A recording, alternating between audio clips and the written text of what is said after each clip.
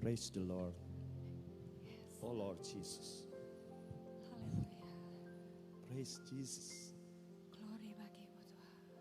Praise the Lord. Hallelujah. Haleluya. Engkau Allah yang kami sembah. Engkau Allah pencipta alam semesta. Engkau Allah yang tak terbatas. Engkaulah yang telah menilik dan merahmati kami. Amin. Kami semua hamba-hambamu dan anak-anakmu sangat bersyukur dengan karya perbuatanmu dalam kehidupan kami. Kami Bapa adalah orang-orang yang seharusnya binasa. Tetapi telah Engkau merahmati kami.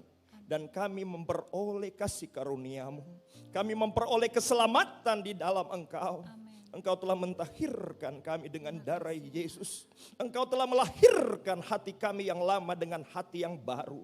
Dan kami bukan saja diselamatkan, tetapi kami telah diberi kuasa untuk menjadi anak-anak Allah di tempat maha tinggi.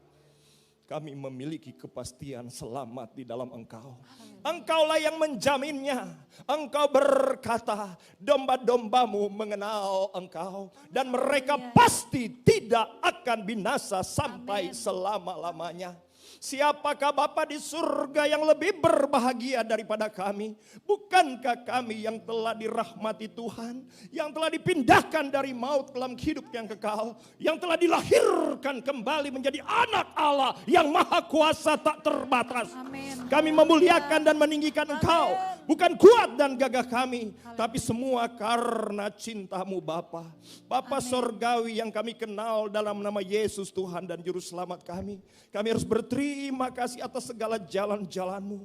Engkau tidak meninggalkan kami. Permasalahan apapun yang kami hadapi, kami tahu itu seizin Tuhan. Karena Engkau menempatkan kami di muka bumi. Engkau mau membentuk kami. Engkau mau melatih kami supaya kami menjadi pemenang. Karena sebentar lagi kami akan memerintah bersama-sama di dalam kerajaan-Mu bersama dengan Engkau. Karena itu kami bersyukur dan bersuka cita. Persoalan apapun yang kami hadapi, Engkau sedang membentuk kami Bapa. Untuk kami bisa naik bagaikan Raja Wali yang terbang tinggi. Luar biasa Engkau turut bekerja mendatangkan kebaikan bagi setiap orang yang percaya kepadamu. Terima kasih banyak Bapa dalam surga. Terima kasih untuk waktu yang Engkau berikan saat ini. Kami bisa bersekutu. Kami bisa bersekutu dengan Engkau. Kami ingin mendapatkan suplai surga dalam hayat kami. Supaya kami memahami maksud Tuhan. Kami mendapatkan kekuatan Tuhan untuk maksud-maksud Tuhan yang besar. Bekerjalah di dalam kami. Karena kami tahu tanpa Engkau kami tak dapat berbuat apa-apa. Tetapi dengan Engkau segala perkara dapat kami tanggung di dalam Engkau. Terima kasih banyak Bapa. Sembunyikan hamba di balik salib-Mu. Hamba tidak bisa berkata-kata kalau bukan karena Tuhan. Berikan hikmat dan pewahyuan-Mu. Jadikan ini acara sorga. Supaya maksud Tuhan tersampaikan. Dan Engkau bisa menggunakan kami semua. Dengan kekuatan surga. Untuk memberikan dampak. Untuk menggoncangkan negeri di mana Engkau menempatkan kami. Terima kasih banyak Bapa. Terima kasih banyak Tuhan Yesus. Segala roh yang tidak mempermuliakan nama Yesus, tentu kami tolak dari tempat ini. Hanya di dalam nama Tuhan Yesus Kristus. Kami hanya mengizinkan Allah Roh Kudus yang bekerja, Guru Agung kami, mainkan setiap kebenaran firman Tuhan. Kuatkanlah kami anak-anak-Mu dan umat-Mu supaya kami menjadi pemenang. Thanks Father in heaven. Di dalam nama Bapa, Putra dan Roh Kudus. Dalam nama Tuhan Yesus Kristus. Kami berdoa dan mengucap syukur. Haleluya. Puji Tuhan. Amin. Berikan kemuliaan kepada Tuhan. Oke, silakan duduk saudara. Oke. Shalom. Puji Tuhan, saudara kekasih dalam Tuhan Yesus Kristus. Kita semua bersyukur atas segala rahmat dan perbuatan Tuhan dalam kehidupan kita. Saya sebagai hamba Tuhan berterima kasih kepada Dia karena kepercayaan yang Dia berikan. Saya dikasih kesempatan lewat gembala di tempat ini untuk menabur, untuk mengumpulkan mahkota di surga. Ini keyakinan yang saya miliki sejak 39 tahun. Saya dipanggil Tuhan dan melayani Tuhan. Dan kesempatan ini juga saya mau gunakan waktu untuk berterima kasih kepada Pak Elias sebagai gembala sidang. Demikian dengan semua pengerja, jemaat yang mempercayakan saya untuk bisa menyampaikan kebenaran. Tema yang diberikan untuk saya sampaikan adalah tentang kehidupan kekristenan yang sejati. Kehidupan kekristenan yang sejati.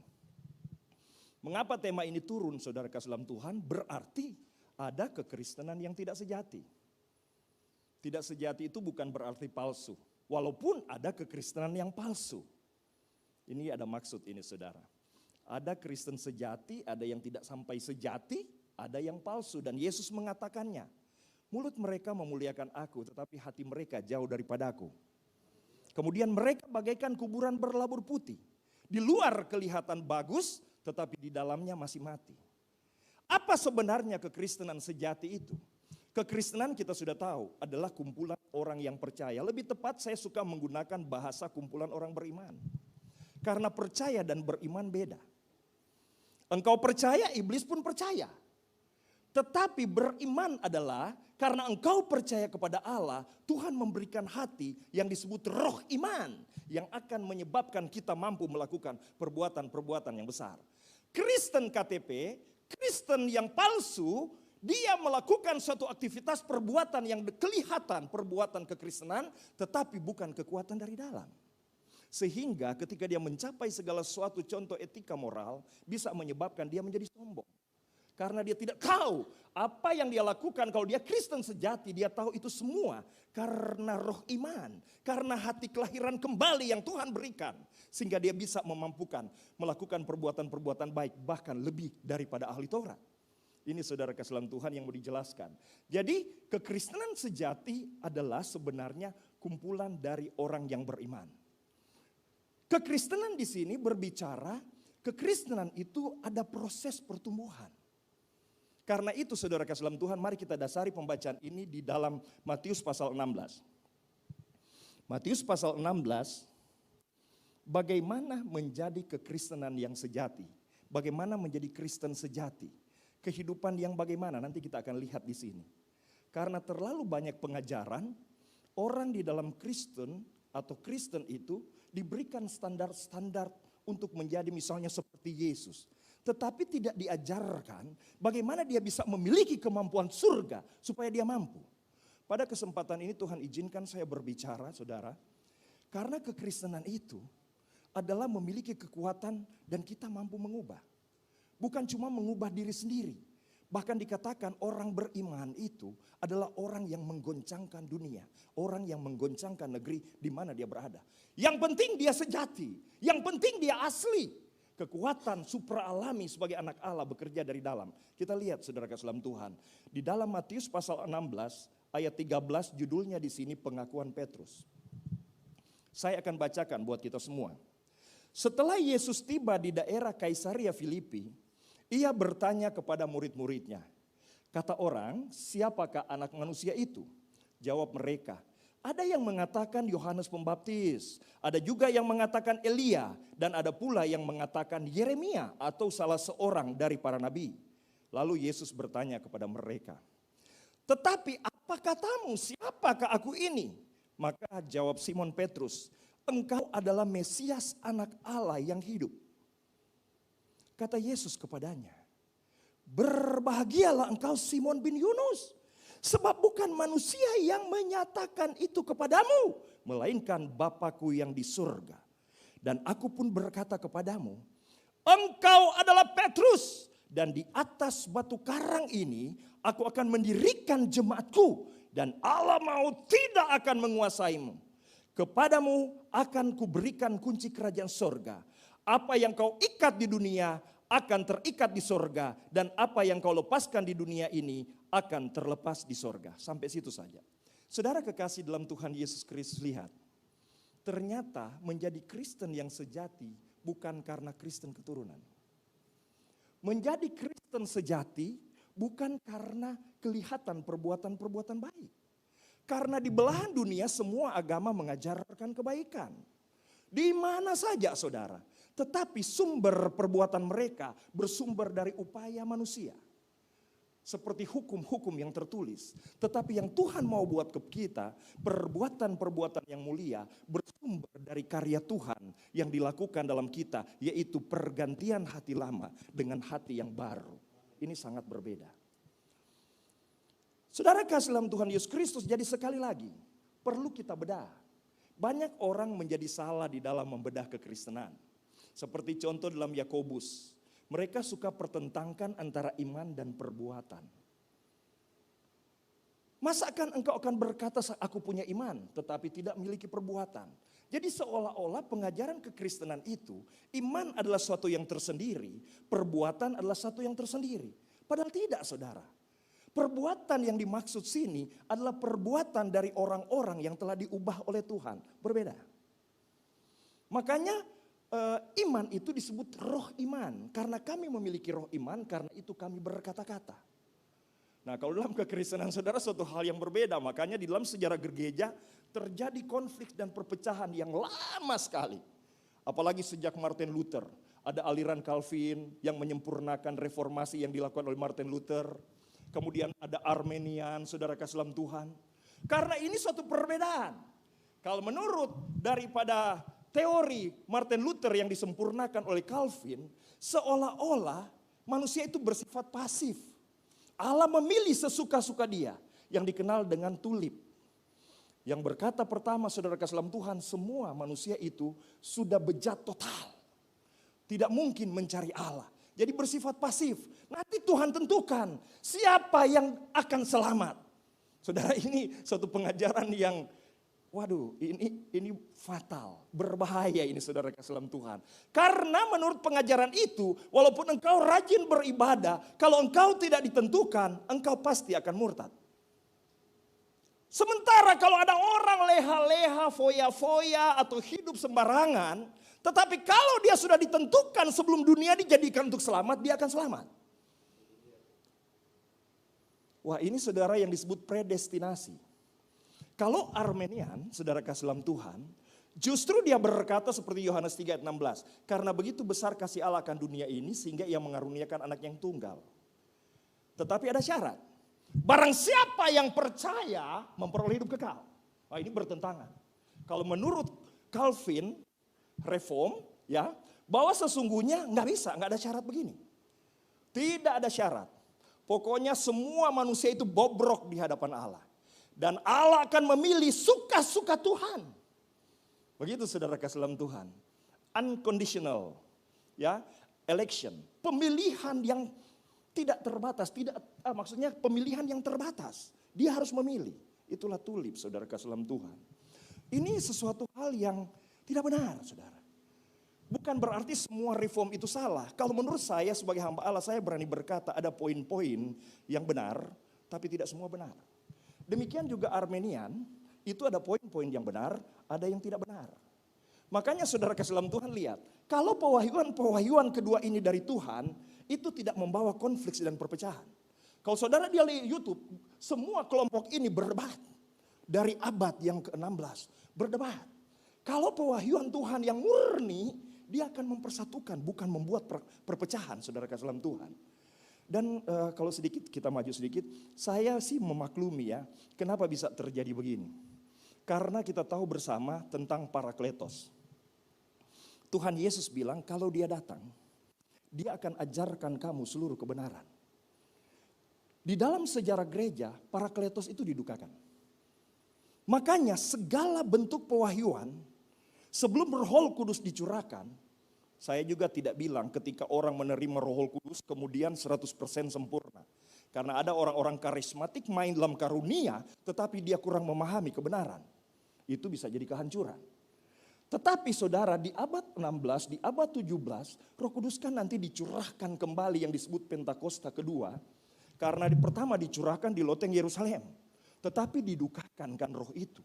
Makanya kalau kita belajar sejarah gereja, sejak penghancuran bait suci tahun 70, di sini terjadi banyak penyesatan. Tapi gereja tidak bisa lagi mengambil kesimpulan untuk keputusan bersama. Roh Kudus didukakan. Nanti sebentar kalau tersentil kita akan lihat. Sehingga saudara kasih dalam Tuhan, gereja itu perang aja bisa loh. Perang salib dari abad pertama sampai abad 16 itu diperintahkan oleh gereja. Dan siapa yang berperang ada upah di surga. Bisa sampai begitu saudara. Memang benar-benar kalau Roh Kudus didukakan roh. Karena apa saudara? Pengambilan keputusan tidak lagi mengambil keputusan roh dan keputusan bersama. Beda dengan sidang penatua pertama di Kisah Rasul. Tidak ada lagi didukakan. Apalagi saudara kasih dalam Tuhan, ketika Kaisar Konstantin menjadi Kristen di tahun 315, sekitar begitu ya. Sebelum itu saudara kasih dalam Tuhan, gereja kan dianiaya. Dianiaya, dikasih tarung dengan binatang di Kolosium, di mana-mana dianiaya. Kemudian tiba-tiba seorang kaisar yang bernama Kaisar Konstantin menjadi Kristen. Bahkan Kristen menjadi agama negara di tahun 320-an. Saudara bayangkan saudara, ketika jadi agama negara, Kristen tidak dianiaya lagi. Bahkan yang menjadi Kristen gajinya bisa sampai 10 kali lipat. Saudara bisa bayangkan, bukan sedikit yang berbondong-bondong menjadi Kristen. Walaupun itu Kristen mati, Kristen KTP. Oke, Rasul Paulus mengajarkan di dalam Kisah Rasul, dia bilang Injil itu kekuatan Allah yang menyelamatkan. Tetapi aku tidak boleh sampaikan dengan hikmat manusia, supaya salib Kristus jangan menjadi sia-sia. Misalnya begini, saudara-saudara kasih dalam Tuhan. Saya ini orang kaya, kayak Kaisar Konstantin. Saya punya karyawan gajinya misalnya cuma 10 juta. Kemudian saya bilang kalau kalian jadi Kristen saya naikkan 10 kali lipat. Gaji jadi berapa ya? Jadi 100 juta. Kira-kira dari 50 atau 100 orang ada yang akan jadi Kristen enggak? Tetapi saya tanya apakah Kristen sejati? Tidak. Kristen itu yang dikatakan di dalam Markus 7 ayat 21, walaupun usir setan bernubuat Tuhan bilang aku tidak pernah kenal kamu. Kenapa mujizat terjadi? Karena menggunakan nama Yesus. Coba gunakan nama Pak Henry atau Pak Elia, setan tidak pernah lari.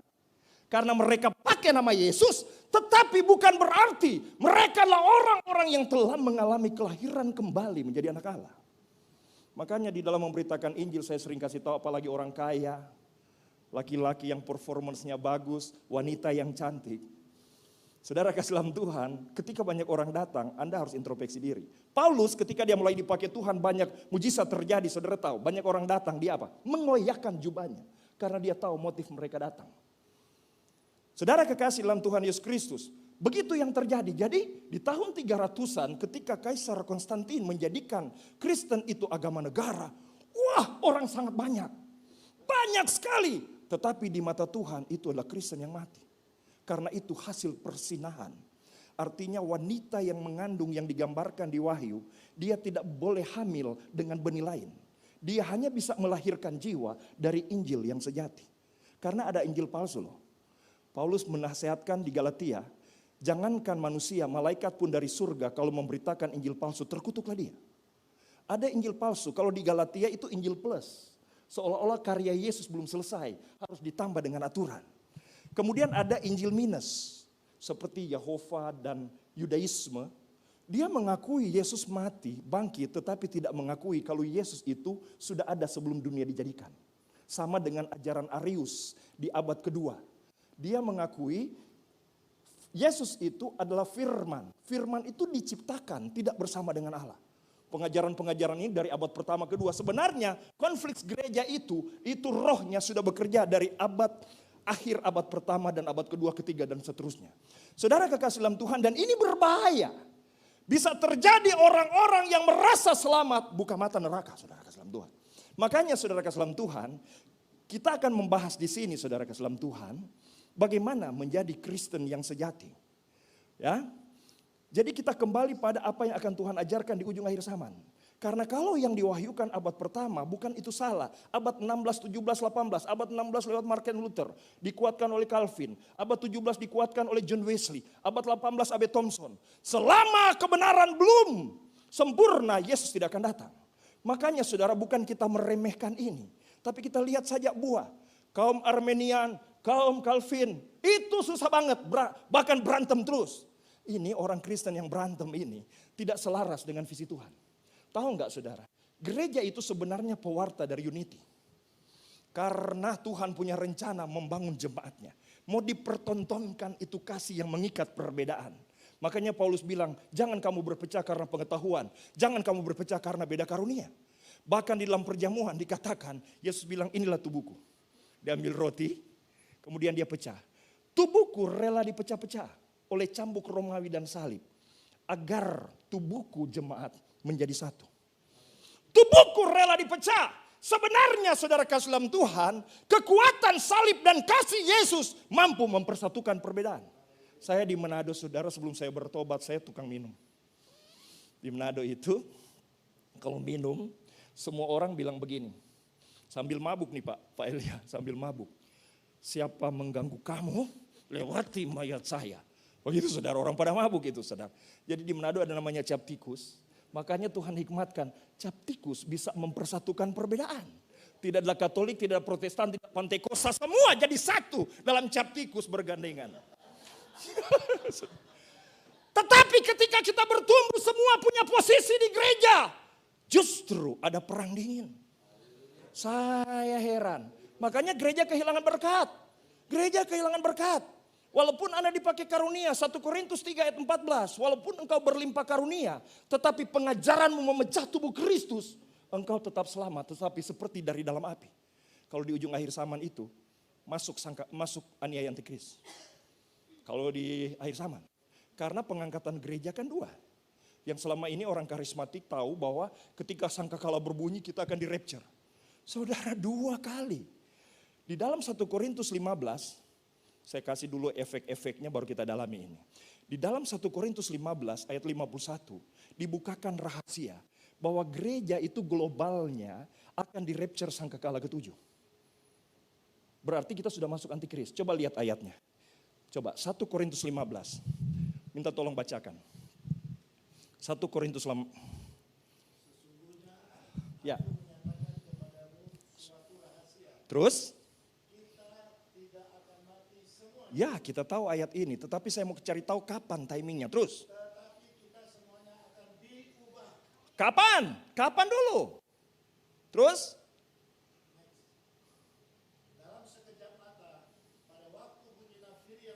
Ada berapa nafiri akan berbunyi? 7. Terakhir berarti apa? Sudah masuk aniaya. Sudah, sampai situ aja. Ini yang namanya penuaian global. Saudara, kalau di Israel atau di Eropa, orang nanam gandum nih ya. Ada yang matang duluan Pak Elia. Misalnya gandumnya panen Desember. Itu penuaian global. Tetapi ada yang matang duluan, lebih manis, lebih indah. Itu dibawa ke rumah pemilik. Makanya dalam kekristenan ada istilah sulung. Sulung itu artinya yang lain belum matang, Anda sudah matang. Orang Kristen yang sudah matang duluan, itu di-rapture sangkakala keempat. Orang Kristen yang memecah-mecah tubuh Kristus akan masuk ke dalam api, tapi bukan api neraka. Karena kalau api neraka, tidak ada lagi yang bisa pindah. Masuk dalam api pencobaan, antikris. Nanti kalau dia menang, karena di pencobaan ini si binatang itu diberikan kuasa pertama, membunuh. 5 bulan pertama kepala terpenggal, tidak ada kematian. Kemudian akan dibuat si binatang itu menguasai ekonomi. Makanya Tuhan bilang celaka orang kaya. Yang masuk di situ ya. Karena Anda punya miliar, triliun tidak bisa digunakan. Kecuali Anda menolak Yesus sebagai Tuhan Juru Selamat dan menerima meterai di dahi dan di tangan. Saudara kasih dalam Tuhan, ini harus kita pahami. Ini yang Tuhan suruh beritakan. Beritakan kepada orang-orang kaya. Kasihani mereka. Saya bilang, Tuhan, biasa selama sepanjang tahun ini engkau bilang kasihani orang miskin. Kenapa sekarang orang kaya? Karena hambaku, orang kaya itu lebih bagus dari pencuri. Pencuri malas, suka apa? Suka merugikan orang lain. Kalau orang kaya, dia kerja untuk bertanggung jawab terhadap keluarga dan suka menolong. Tetapi kekayaan mereka, kalau mereka tidak mengerti kebenaran, jadi bumerang. Mereka bagaikan unta yang akan masuk lubang jarum, harus diturunkan. Apakah bisa orang kaya di masa sukar itu tidak diizinkan menggunakan uangnya? Berat, saudara. Dan masanya sudah sangat dekat, saudara. Saya bukan mengajarkan tahu timing, tapi kita melihat masa. Kalau kita berbicara 20 tahun lalu, saya kuliah electrical engineering, saudara. Kalau kita kuliah 20 tahun lalu, saya kuliah 39 tahun lalu di program Habibie. Saudara kasih dalam Tuhan, saya belum terbayang yang namanya chip, komputer kecil yang tidak perlu pakai baterai, hanya dihidupkan oleh suhu, nggak pernah terbayang. Bahkan kalau baca Wahyu ini saya akan katakan itu semacam analogi saja, perumpamaan. Sekarang menjadi realita. Ada biochip yang hanya dihidupkan oleh suhu manusia dan hanya hidup kalau di dahi dan di tangan. Alkitab telah menubuatkannya. Makanya saudara kasih dalam Tuhan, saya tidak katakan chip itu Sudah antikris tidak. Tetapi itu teknologi yang akan digunakan pada 1 kali 7 masa. Kan sebelum Tuhan datang ada 70 kali 7 masa. 7 kali 7 sudah berlalu, 62 kali 7 sudah berlalu sampai yang diurapi dan disingkirkan padahal tidak bersalah. Kemudian menantikan kerajaan yang bersatu, membangun bait suci. Ketika ada 10 kerajaan yang bersatu yang terbuat dari besi dan tanah ini menjadi satu, sepakat membantu Israel, waktunya berjalan. Karena dikatakan bait suci yang akan berdiri itu sebentar lagi ketika dia jadi, tidak akan digunakan oleh orang Israel. Pembinasa keji itu akan menduduki bait suci itu. Ini sudah dinubuatkan dari Daniel. Matius 24 Yesus menubuatkannya. Dan dia bilang, engkau lihat nubuatan Daniel. Saudara kasih dalam Tuhan, jadi pertanda. Nah ini kita udah sedikit jalan-jalan sedikit gak masalah. Karena ini penting sekali saudara kasih dalam Tuhan. Karena kehidupan Kristen sejati itu menciptakan orang-orang yang luput dari kesukaran besar. Begitu saudara kasih dalam Tuhan. Nah saudara dikasih tahu di dalam tanda dalam Matius bahwa tanda terakhir Tuhan datang apabila engkau mendengar pembinasa keji itu berdiri di bait suci. Amin. Amin. Dekade-dekade lalu nubuatan datang. Orang-orang sudah bilang Tuhan mau datang tanggal begini. Itu meleset semua karena tandanya bukan demikian. Matius 24 ada urutan tanda. Tanda pertama Tuhan datang pertama. Bait suci diruntuhkan dan sudah diruntuhkan 30 tahun sesudah Yesus naik ke surga. 30 sampai 35 tahun. Yaitu dihancurkan oleh Titus tahun 70. Digenapi. Kemudian Yesus bilang tanda kedua adalah engkau akan mendengar deru perang. Jadi kalau engkau mendengar deru perang itu belum apa-apa. Belum apa-apa. Tetapi kalau engkau mendengar pembinasa keji berdiri di bait suci. Itu sudah waktunya. Coba saya tanya, bait suci mana yang akan dia duduki? Di mana brother, sister?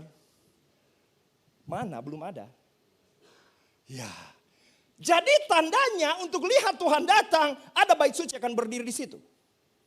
Dan kita tahu, itu ada negara-negara yang akan bersatu yang digambarkan binatang besar akan bersepakat. Dan banyak negara yang tidak setuju untuk membangun itu termasuk British. Makanya 3 tahun lalu British exit. Prancis pun exit. Jadi akan digenapi. Tetapi kalau menurut Yusuf Roni, ketika dia pergi beberapa tahun lalu, ketika orang melakukan penggalian arkeologi, sebenarnya itu sedang meletakkan fondasi. Jadi saudara kasih dalam Tuhan, kemudian bait suci itu harus berdiri di atas bait suci pertama. Berarti Dome of the Rock, Al-Aqsa harus dihancurkan. Dan bait suci itu harus lebih mulia dari bait suci pertama. Berbungkus emas, bersalut emas.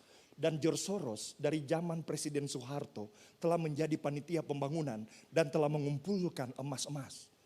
Yang dinantikan sekarang tinggal gereja. Gereja berpecah walaupun dia punya karunia. Alkitab berkata kamu masih anak-anak dan membutuhkan susu. Tidak mungkin pengantin pria datang menjemput dan kawin dengan gereja anak-anak. Cuma beda merek, cuma beda pengetahuan, cuma beda karunia berpecah. Merek tidak salah. Ini diminta oleh kaisar. Tapi berikan yang Tuhan punya. Kalau cap tikus bisa mempersatukan di Manado, masa kasihku tidak bisa? Saudara harus paham, saudara kasih dalam Tuhan. Ini harus kita pahami. Jadi sebentar lagi saudara kasih dalam Tuhan, kalau tanda-tanda lain sudah ada. Kalau di Israel kita sudah lihat. Kalau di gereja setan sendiri diperlihatkan mereka akan memiliki satu agama.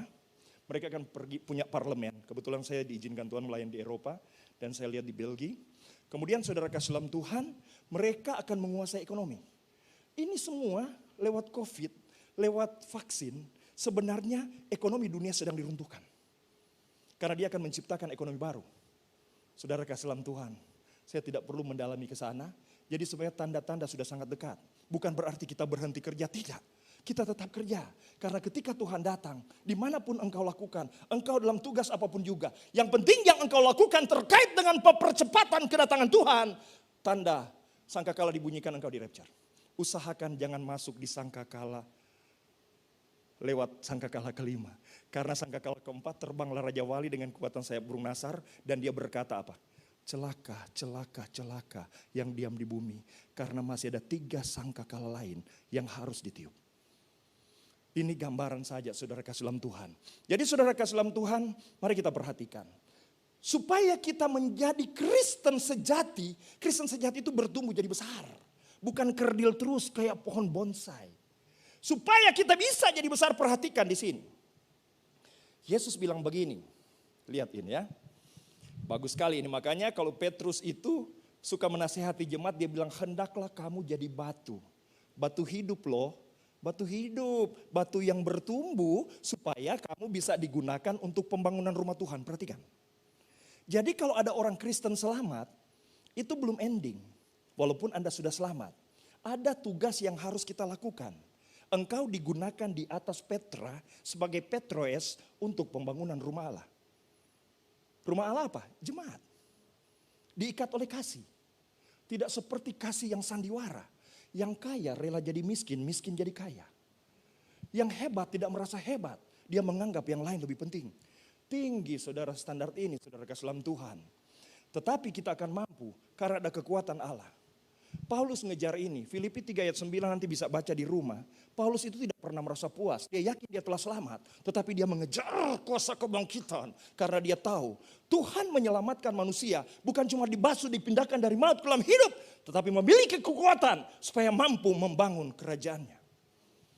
Bukankah dari mula-mula Allah ciptakan manusia untuk memerintah? Bukankah Tuhan katakan, duduklah di sebelah kananku Yesus sampai ku buat musuh-musuh bertekuk lutut. Tongkat kekuatan Tuhan akan diulurkan dari Sion. Sion itu gereja. Kita akan kalahkan musuh-musuh Allah. Kita akan kalahkan dosa yang bergerak dan bekerja dengan kekuatan Allah. Tidak saingan iblis dibandingkan dengan Allah kita yang maha kuasa. Amin.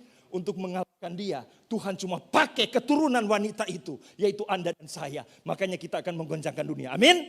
Yang penting jadi Kristen sejati. Berikan kemuliaan dulu kepada Tuhan.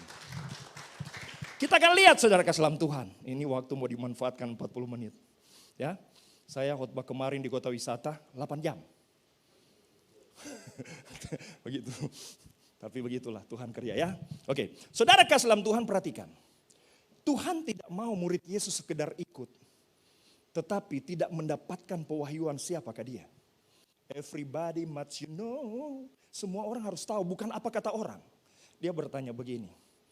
Menurut kalian, siapakah aku ini? Jadi Petrus itu seperti dikuasai roh Tuhan dan dia berdiri. Dan dia menunjuk begini ke Yesus. Engkau adalah Mesias, anak Allah dari tempat maha tinggi. Coba saudara bandingkan ini kata-kata yang keluar dari penjahat di samping Yesus. Karena yang satu bilang begini, kalau engkau Mesias, bebaskan dirimu dan tolong kami. Tapi penjahat itu bilang, jangan engkau berkata begitu. Kalau kita disalib layak, dia tidak bersalah. Guru, Rabi, Mesias, kalau engkau datang sebagai raja, ingatlah aku. Tuhan bilang saat ini juga engkau. Karena dia memenuhi kriteria, kepercayaan dia memenuhi kriteria untuk Tuhan lahirkan dia, ubah dia. Perhatikan saudara kasih dalam Tuhan. Makanya dikatakan ketika Petrus berkata engkau Mesias anak Allah tempat maha tinggi. Tuhan Yesus bilang apa? Tuhan Yesus bilang hebat kamu, enggak kan? Tuhan Yesus bilang apa? Berbahagia engkau Simon bin Yunus. Dia masih panggil Simon. Simon itu memang bahasa Yunaninya bukan rumput. Tetapi itu bahasa klise, panggilan-panggilan. Kayak di Manado ada orang dipanggil Japra. Ungke, oh itu ungke panggilan umum. Ada panggilan-panggilan tertentu kepada seseorang.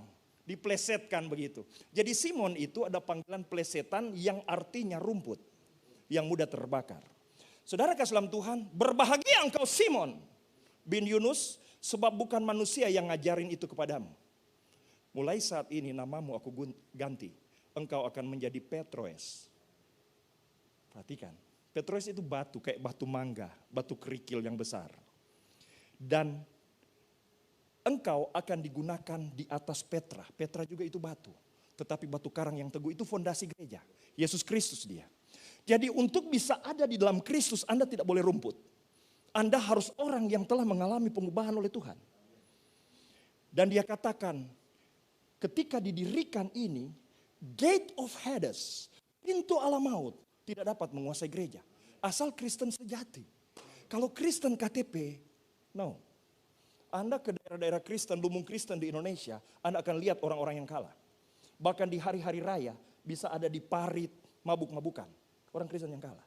Karena bukan Kristen sejati. Saya pun 19 tahun Kristen KTP. Ketika saya datang kuliah tahun 96, bulan Mei di Jakarta, Roh Tuhan masuk dalam ruangan kamar. Dan di situ dia menjamah dan melawat saya. Di situ saya mengalami pewahyuan tentang dia. Dan mulai saat itu saya melayani sampai detik ini. Saya melayani keliling dunia, saya melayani di daerah-daerah 39 tahun. Bahkan saya agak ekstrim. Dalam pelayanan saya tidak mengambil sepeser pun. Karena Tuhan bilang, hambaku, kalau engkau hambaku dan engkau kerjakan benar, aku mampu mendanai engkau. Karena ini proyek surga. Dan saya lakukan itu. Anak saya 7. Tinggal di rumah saya lebih dari 40 orang. Saya kasih makan. Saya lihat kekuatan surga. Saya bukan orang Chinese yang banyak uang. Saya tole asli. Orang Manado. Desa saya tidak ada di kampung, tidak ada di peta Indonesia. Tapi Tuhan dahsyat. Beberapa kali dia bikin mujizat. Pengusaha-pengusaha besar yang ada di luar negeri bahkan di Indonesia. Di dalam doa mereka mendengar suara Tuhan menyebut nama saya dan cari saya di Manado. Karena Allah kita Allah yang dahsyat. Yang penting engkau Kristen sejati. Kristen sejati akan disupport oleh surga. Amin. Kesempatan ini saya mau ajarkan mungkin bukan untuk kita. Tetapi orang-orang yang akan datang untuk kita tuntun. Tuntun dia jadi Kristen sejati. Perhatikan saudara. Kristen sejati harus mengalami pengurapan Tuhan. Pewahyuan Allah. Dia mengenal Tuhan dengan hati. Memang cara Tuhan memanggil begini saudara. Dia harus menyatakan diri secara umum lewat karya ciptaan. Kalau seseorang memberi respon, dia akan tunjukkan jalan yang benar. Saya punya teman namanya Stephen. Ini orang Amerika, seorang pelayan. Satu ketika dia dapat dalam suatu doa profetik, dia harus ada di salah satu pedalaman Afrika. Tuhan kasih titiknya. Saya mau ajarkan bagaimana Tuhan memanggil. Saudara, setibanya di sana, singkat cerita dia dalam suku terasing. Suku terasing dan hampir saja dia dibunuh. Karena dia tidak bisa berkomunikasi. Singkat cerita 6 bulan dia Pak Gembala. Dia bisa berkomunikasi dengan suku itu. Kemudian dia bertanya ke mereka. Saya perhatikan kalian selama 6 bulan ini. Setiap pagi mengelilingi pohon yang besar. Sore ngelilingin pohon yang besar. Dia tanya, apa yang kalian lakukan? Mereka bilang, kami menyembah kekuatan yang memberi pertumbuhan pada pohon ini. Karena dulu pohon ini kecil, sekarang menjadi besar. Ada kekuatan. Dan mereka tahu itu Allah, itu pencipta. Saudara bayangkan, tidak ada penginjil yang ngajarin itu. Itu namanya penyataan umum. Di dalam Roma pasal 1 diceritakan, di akhir zaman tidak ada yang berdalih. Tuhan saya tidak mengenal engkau. Tuhan bilang jangan engkau berdalih. Apa yang engkau ketahui tentang aku, engkau bisa nampak dari pikiranmu, dari karya ciptaan. Kalau engkau menghormati Tuhan dengan cara apapun. Makanya di belahan dunia sana, saudara, ada namanya budaya. Benar? Budaya itu siapa yang ngajarin? Apakah ada menteri pendidikan di sana? Tidak. Budaya itu ekspresi manusia terhadap adanya kekuatan pencipta. Siapa yang ajarin di sana jangan mencuri, jangan membunuh? Hati nurani mereka, karena mereka menghormati adanya pencipta. Makanya berbahaya orang yang mendengar Tuhan, orang ada di kota-kota modern yang sangat tahu adanya Allah, tetapi dia menginjak kebenaran dengan kefasikan. Saudara tidak akan pernah berjumpa dengan pewahyuan Yesus. Anda akan jadi Kristen yang sandiwara. Kristen KTP yang tidak punya kekuatan. Karena Tuhan itu adil. Kalau engkau merespon dari pernyataan umum, maka Tuhan akan bawa engkau ke jalan Allah. Tuhan bilang begini ke Stephen, karena itu aku mengutus engkau ke sini. Karena aku melihat hati mereka. Saudara lihat cara Tuhan menuntun. Dia tidak memaksakan kita. Dia tarik engkau. Kalau engkau menghormati dia, dia akan wahyukan kepadamu siapakah Yesus itu. Coba kita lihat dulu Kisah Rasul 10. Coba lihat Kisah 10 ayat 1. 3 ayat aja kita akan baca. Supaya kita paham. Karena kadang-kadang orang Kristen gak bisa menginjil kalau dia tidak tahu kebenaran ini. Kisah 10 ayat 1. Puji Tuhan. Praise the Lord. Di Kaisaria ada seorang yang bernama Cornelius. Seorang perwira pasukan yang disebut pasukan Italia. Perhatikan perwira tinggi ini ya. Karena di Eropa itu jadi tentara tidak gampang. Vatikan saja membeli 1.500 tentara dari Vatikan. Tidak gampang. Jadi kalau ada perwira tinggi dia sangat dihormati.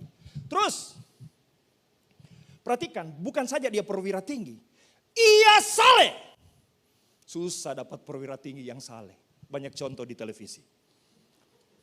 Saudara, satu lagi kelebihannya brother. Ia serta seisi rumahnya takut akan Allah. Waduh. Dia jadi iman yang luar biasa. Ada orang kaya, perwira tinggi, istrinya. Kalau orang Manado bilang, mulut tabongkar.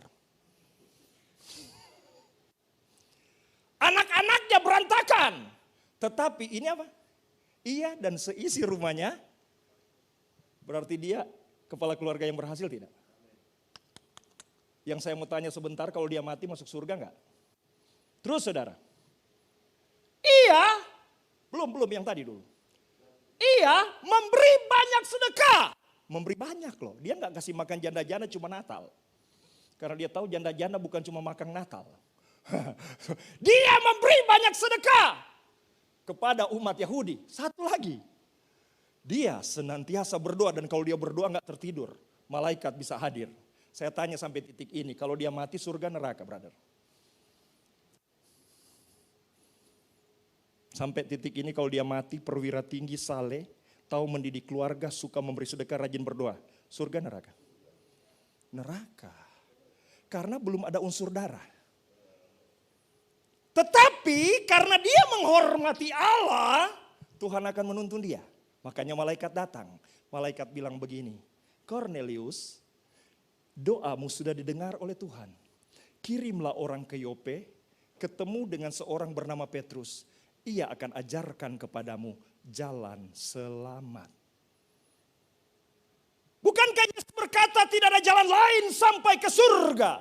Perbuatan baik tidak bisa menyelamatkan. Semua manusia sudah berbuat dosa dan kehilangan kemuliaan Allah. Amin. Kalau Alkitab bilang semua orang berdosa, misalnya begini, brother, you berdosa. Dia bilang, iya ya, karena saya penyambung ayam ya. Oh, saya berhenti aja deh, berarti dia udah gak berdosa.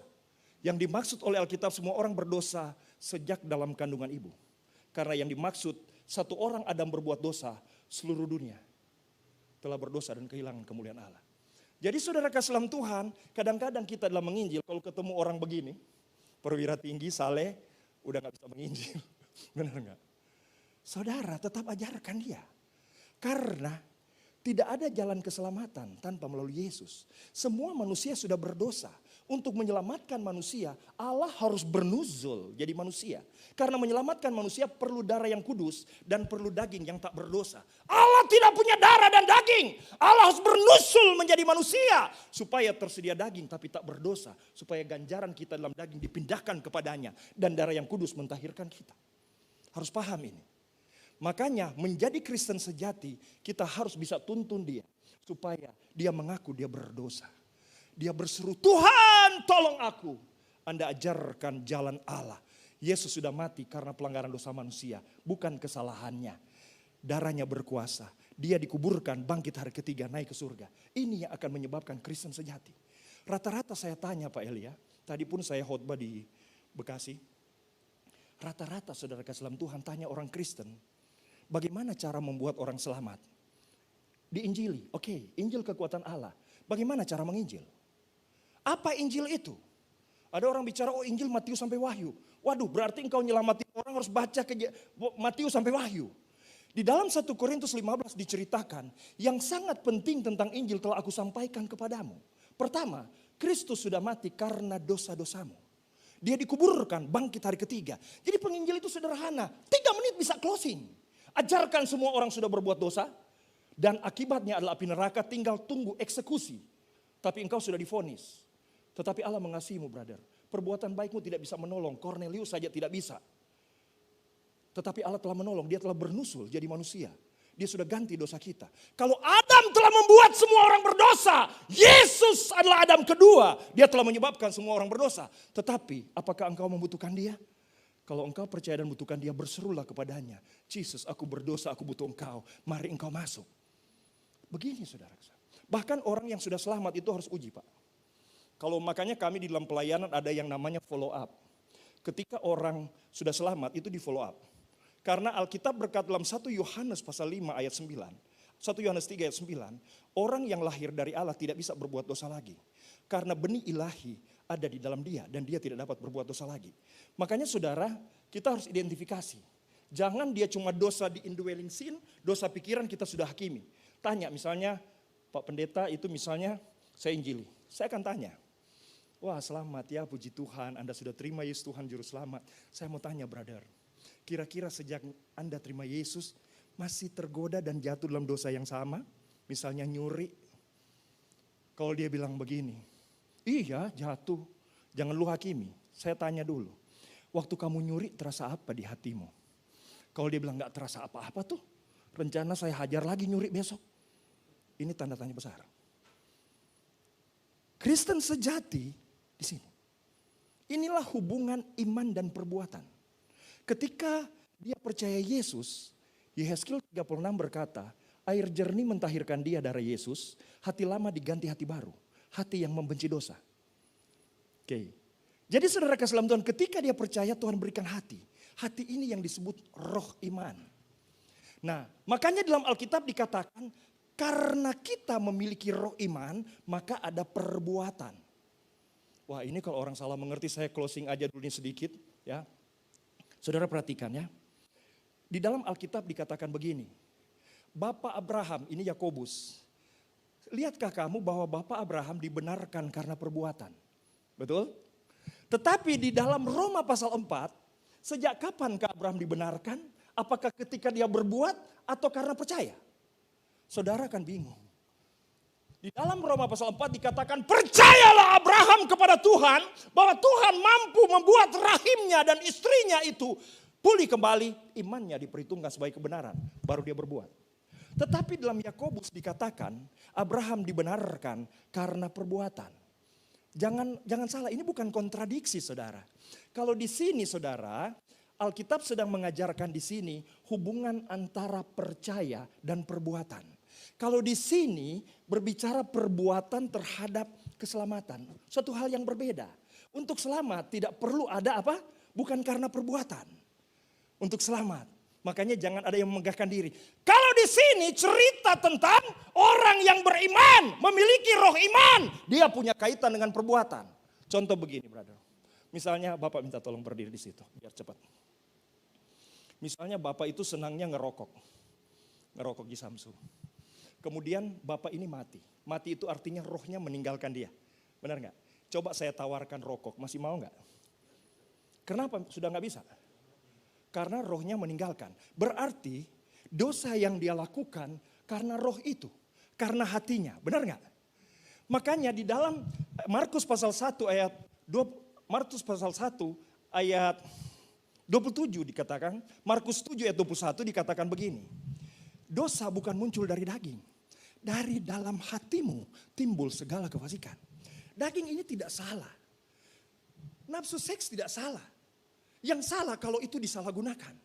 Percabulan itu muncul dari ini. Makanya kalau Tuhan merubah seseorang, dimulai dari hati yang dirubah. Jadi ternyata perbuatan Bapak merokok tadi disebabkan karena roh. Ketika roh meninggalkan Bapak tidak bisa perbuatan itu ya. Oke, ketika Bapak terima Yesus, hati lama Bapak ini Kristen sejati. Hati lama diganti hati baru. Ini mujizat terbesar. Bapak menerima ekousia menjadi anak Allah. Titus 2 ayat 10-11 berkata, roh ini yang akan menuntun kita meninggalkan kefasikan. Ialah yang mengerjakan dalam kamu. Nah, jadi saudara kasih dalam Tuhan ketika Bapak digantikan itu, dia akan punya perbuatan. Jadi perbuatan itu ada hubungan erat. Bukan Kristen KTP, kita suruh berbuat. Nggak bakalan. Tidak permanen. Jadi pastikan dulu seseorang mengalami mujizat. Dari Simon menjadi Petrus. Dan harus pastikan. Kemudian ajarkan dia untuk nuruti. Itu yang namanya kerjakanlah keselamatanmu dan takut dan gentar. Artinya dia sudah mulai. Dialah yang mengerjakan dalam kita tinggal ngikutin. Itu yang namanya dipimpin oleh roh. Saudara kasih dalam Tuhan, saya tidak perpanjang lagi. Sangat penting saya melihat banyak khotbah. Mohon maaf bukan meremehkan. Banyak khotbah yang menantang orang untuk sempurna dengan Yesus. Tetapi tidak diajarkan how. Bagaimana berubah? Tidak dipastikan orang ini berubah. Bisa saja dia orang yang cuma mengharapkan uang kita dia datang.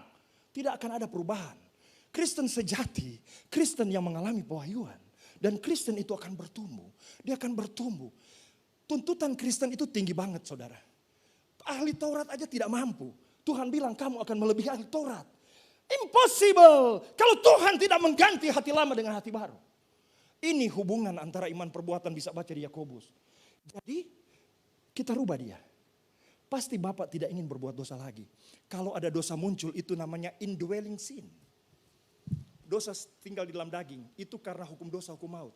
Cara melepaskannya bukan lewat puasa.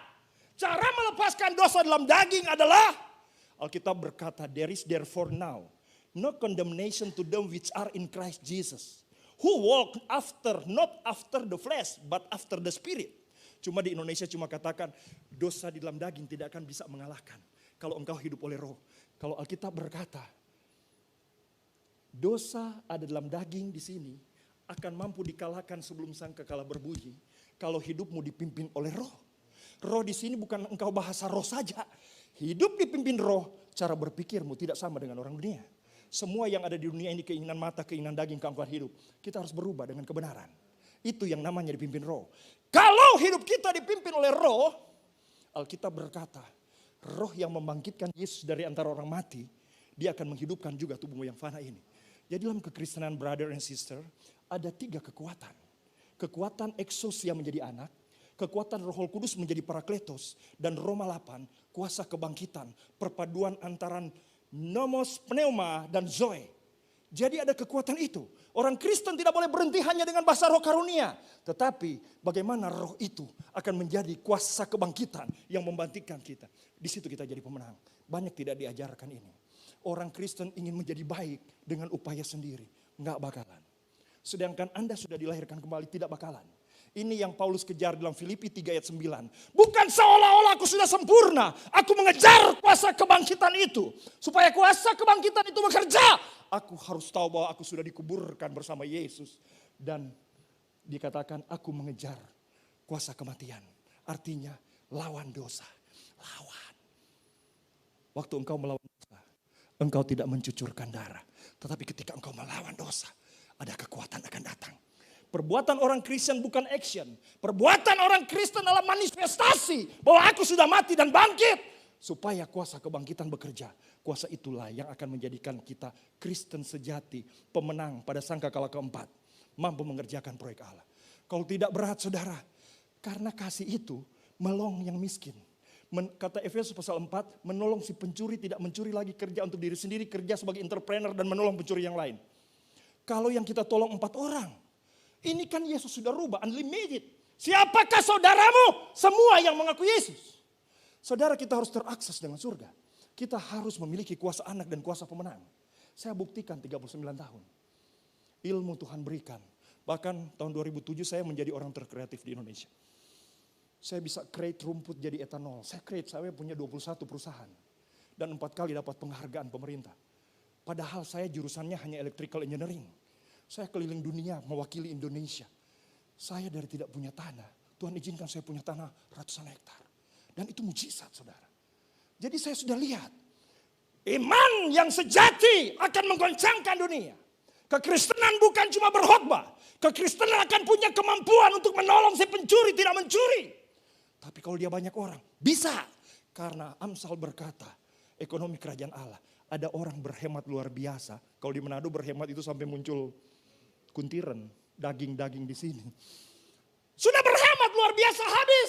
Tetapi ada yang apa? Menebar-nebar. Tapi bukan menebar karena mencalonkan dewan. Menebar karena instruksi Allah. Saya alami dalam nama Yesus. Makanya saya semangat sekali. Saya setiap hari berkhotbah. Setiap hari berkhotbah. Begitu saudara. Banyak orang memberi. Ada yang kasih tanah. Tuhan bilang tidak. Bukan saya tidak hargai. Karena saya hanya mau upah di surga. Kalau proyek saya ini benar, bukan memecah-mecah tubuh Kristus. Saya tidak sedang berjuang dalam satu denominasi. Saya senang organisasi ini, punya otonomi. Saya udah belajar anggaran dasarnya. Jadi saudara kasih dalam Tuhan otonomi. Jadi saudara kasih dalam Tuhan, kita punya keleluasaan. Melakukan Injil sejati full gospel. Melakukan apa yang Tuhan mau. Jadi saudara kasih itu yang saya katakan. Kristen sejati, Kristen yang mengalami Zoe menjadi anak Allah. Punya hati baru, ringan dia melakukan hukum Allah. Dan dosa di dalam daging yang selalu mengalahkan Paulus. Paulus kan dalam hatinya suka, tapi dia melihat hukum lain. Terkalahkan dengan kuasa kebangkitan. Cara ngejarnya adalah dipimpin oleh roh. Supaya the law of spirit of life akan menghidupkan tubuh dosa tumal. The law of spirit, tetapi dipimpin roh bukan cuma bahasa roh, tetapi pikiranmu harus pikiran Kristus. Itu aja. Mudah-mudahan kalau saya kembali lagi ke Jakarta bisa dipercaya oleh Pak Gembala Elia. Wah ini luar biasa, belum pernah ketemu. Dipercaya, ini cara kerja roh Tuhan. Amin, berikan kemuliaan kepada Tuhan. Thank you Lord Jesus. Terima kasih banyak Bapa. Terima kasih banyak Tuhan Yesus. Come stay ke command. By the Lord. Oh Lord Jesus. She. Come stay ke command. Aku percaya kami adalah anak-anak-Mu. Di dalam kami ada benih-Mu. Ada rencana besar yang Engkau mau kerjakan lewat kami. Iman yang sejati menggoncangkan dunia. Iman sejati bertumbuh dan memiliki kemampuan melayani dan pelayanan. Bukan memecah tubuh tetapi mengikat tubuh. Semoga kami berkenan. Kami mau berdoa juga Tuhan. Buat teman-teman pelayan. Biar memahami arti salib Kristus yang terpecah-pecah. Supaya jemaat yang terpecah-pecah oleh status sosial. Oleh intelektual yang berbeda. Menjadi satu oleh kasih Tuhan. Kasih Tuhan dahsyat. Mampu mempersatukan perbedaan. Biar kami menjadi jemaat yang mempertontonkan kekuatan kasih Allah. Yang mempersatukan perbedaan. Terima kasih banyak Bapak. Kita angkat pujian sebab Kau besar. Mari kita bangkit berdiri semua. Sebab Kau besar. Sebab Kau besar, perbuatan-Mu ajaib. Dia mati dan melahirkan kita kembali. Dia memberikan Roh Kudus kepada kita. Tiada seperti supaya kita memiliki kemampuan mempercepat kedatangan Tuhan. Perbuatan-Mu ajaib. Tiada seperti Terima kasih atas apa yang Kau buat dalam kami. Praise the Lord. tiada seperti Engkau. Sekali lagi sebab Kau besar. Praise the Lord. Sebab Kau besar, Oh Lord Jesus. perbuatan-Mu ajaib. Tiada seperti Engkau. Tiada seperti Engkau. Tiada seperti Engkau. Oh, sebab Kau besar. Perbuatan-Mu ajaib. Tiada seperti Engkau. Haleluya. Tiada seperti. Sekali lagi sebab Kau besar. Dari hati yang dalam. Haleluya. Praise the Lord. Sebab Kau besar, perbuatan-Mu ajaib. tiada seperti Engkau. Yes. Haleluya. Tiada seperti Engkau. Sebab Kau Dengan darah Yesus kami masuk dalam bilik Maha Kudus. ajaib. Tiada seperti Engkau. Yes. Tiada seperti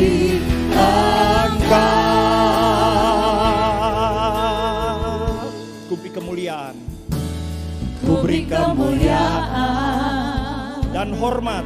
dan hormat. Oh Lord Jesus. Ku angkat suara pujian, ku agungkan nama, Ku beri kemuliaan. ku beri kemuliaan dan hormat. Ku angkat suara pujian, ku agungkan nama. Sebab Kau besar. Sebab Kau besar, perbuatan-Mu ajaib. Tiada seperti Tiada seperti-Mu Yesus. Tiada seperti Sebab Kau besar. Sebab Kau besar, perbuatan-Mu ajaib. Tiada seperti Tiada seperti Engkau. Tiada seperti. Sekali lagi. Sebab Kau besar. Sebab Kau besar, Praise the Lord. perbuatan-Mu ajaib. Jesus. Haleluya. Tiada seperti Engkau. Tiada seperti Sebab Kau besar. Kau besar, perbuatan-Mu ajaib. Tiada seperti Tiada seperti Engkau. Tiada seperti Engkau. Tiada seperti Engkau. Tiada seperti. Sekali lagi tiada. Tiada seperti.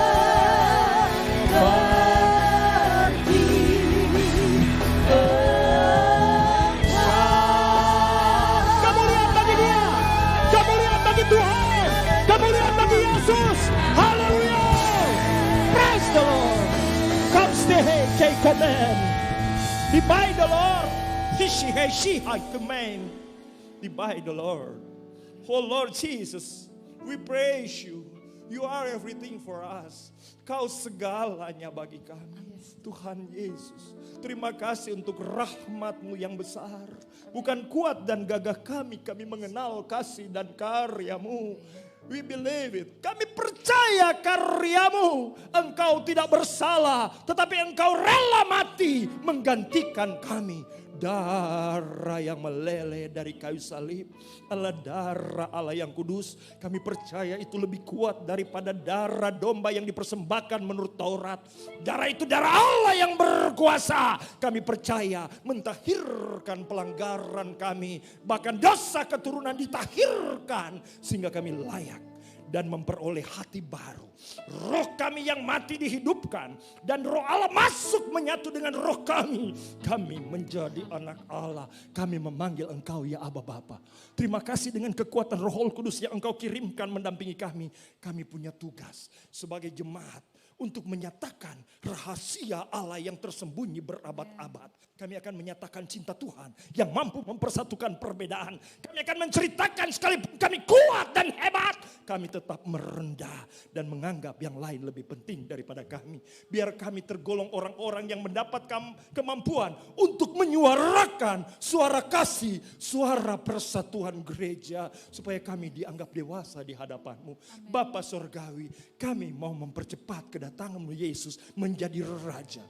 Kami mau nyatakan kekuatan-Mu, tolonglah kami. Terima kasih banyak Bapa dalam surga, aku hamba-Mu melepaskan berkat, memohon supaya Tuhan memberkati hamba-hamba-Mu dan jemaat-jemaat Tuhan yang ada di negeri ini. Tuhan bekerja terus dalam hidup mereka. Aku percaya roh iman yang Engkau berikan kepada mereka akan menggoncangkan dunia. Berkaryalah, biar kami memiliki pikiran yang tidak sama dengan dunia ini. Harga diri kami Yesus Kristus, bukan kekayaan, bukan tahta. Sudah cukup yang Engkau buat bagi kami. Kami lebih daripada pemenang. Hidup kami kalaupun berakhir akan bersama-sama dengan Engkau. Terima kasih banyak Bapa dalam surga. Dalam nama Tuhan Yesus aku mohonkan blessing-Mu kepada mereka. Dalam nama Tuhan Yesus, teristimewa kepada malaikat sidang, Bapak Gembala, Pak Elia, Tuhan memberkatinya. Engkau mengenalnya. Tidak ada yang tersembunyi di mata-Mu. Engkau sangat mengenalnya. Hatinya haus. Bapa kuatkan dia. Keluarganya Engkau kuatkan. Bapa kuatkan. Berikan kepercayaan dan tanggung jawab kepadanya. Untuk mengubah setiap rumput-rumput. Setiap orang yang terbakar. Menjadi anak-anak Allah yang sejati. Yang menyatakan cinta Tuhan. Segala persoalan hidup yang dihadapi oleh hamba-hamba-Mu dan jemaat. Kekhawatiran hidup apapun juga. Tuhan tolong berikan solusi. Tolong Bapa, aku hamba-Mu meminta dalam nama Tuhan Yesus Kristus. Tolonglah Tuhan. Thanks Lord Jesus. Kami mendengar firman yang hidup. Kami mendengar Engkau sendiri. Firman tidak akan berlalu begitu saja.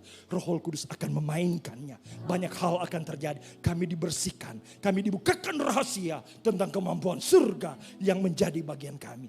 Thanks Father in heaven. Dalam nama-Mu saja. Dalam nama Bapa, Putra dan Roh Kudus. Dalam nama Tuhan Yesus Kristus. Kami terima segala berkat Tuhan. Kami akhiri persekutuan yang manis dan indah bersama dengan Engkau pada saat ini. Haleluya. Puji Tuhan.